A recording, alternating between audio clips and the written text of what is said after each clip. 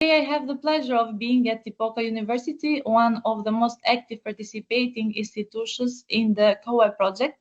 With me is Mr. Esmir, who will share their experience on this collaborative European journey. Thank you for accepting to be with me today for this interview. I would appreciate it if you could start with a short introduction about yourself before we move on to the interview questions. Thank you. My name is Esmir Demay.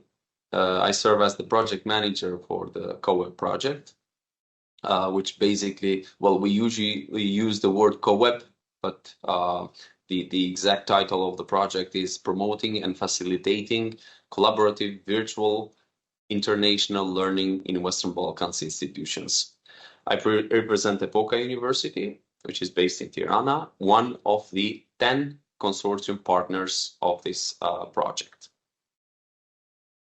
I have, let's say, overseen the project proposal application and now the implementation of the project, where we are at the last year of the project, which was considered as a 3-year project. Now, until December, we are about to finish the activities of this project. Okay, thank you. Let's go back to the beginning of this journey. How did it all start for Epoka? So can you introduce to me your institution and your role in the Coweb project? Well, it's interesting because the Coweb project is part of the what we call capacity building framework of projects, of Erasmus projects, and I can easily say that really it has been a capacity building project. So we had a previous, with some of the partners of this project, we implemented a previous project during the COVID period. That project was led by one of the European partners of this consortium, and it was supposed to transfer capacities for the Albanian institutions.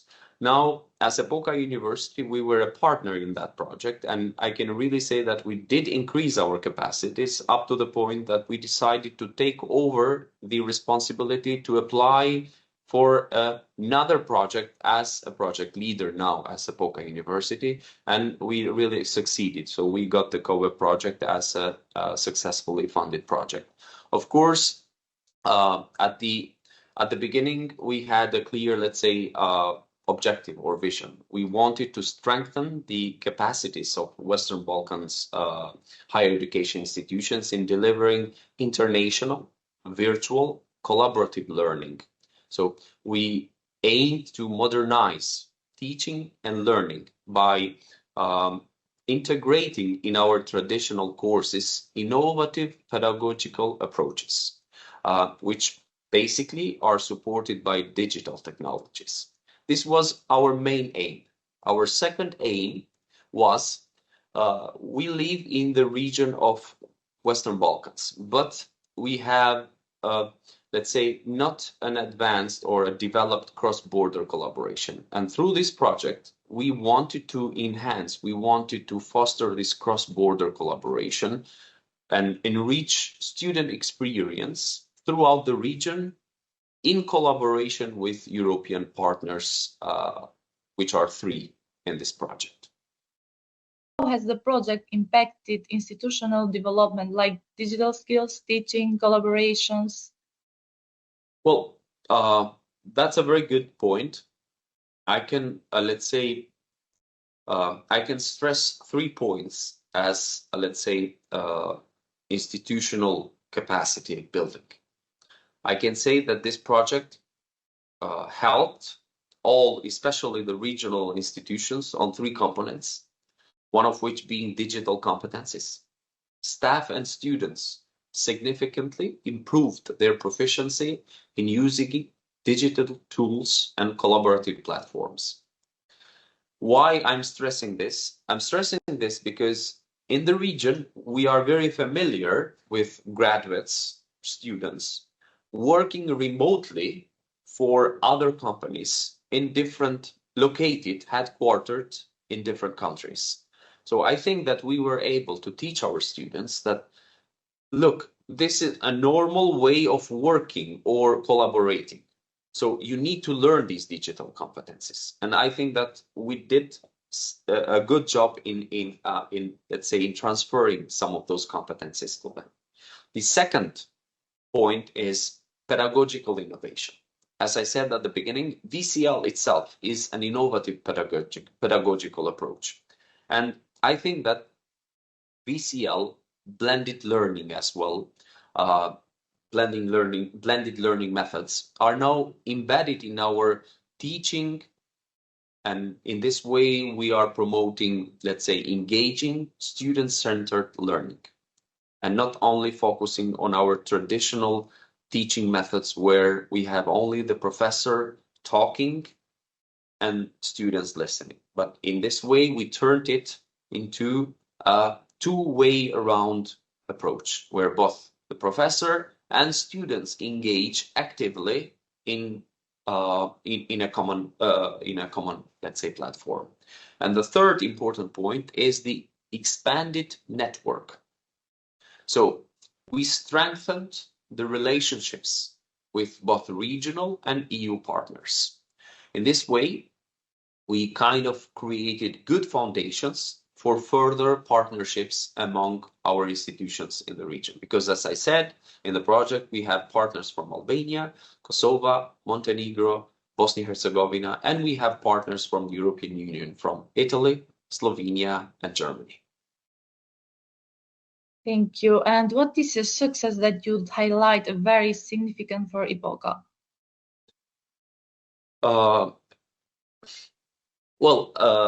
I can say not just as Epoka, but as a project, one of our, let's say, proudest achievements.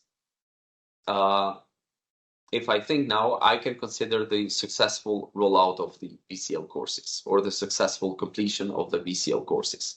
Because as I gave you previously some figures, we have more than 400 students that have been engaged actively in the 3-level VCL modules.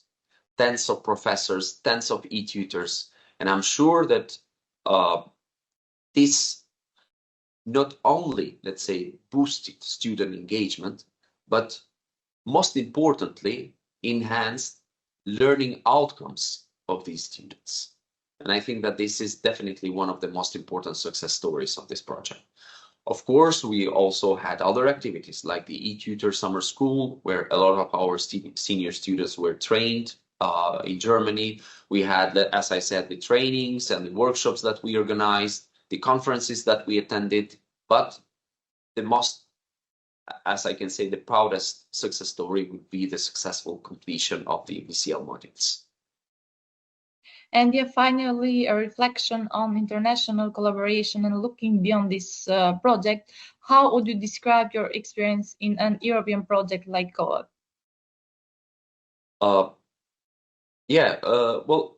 personally, I can say this is not the first project, the first European project that I'm part, but definitely it's the project where I am proudest for.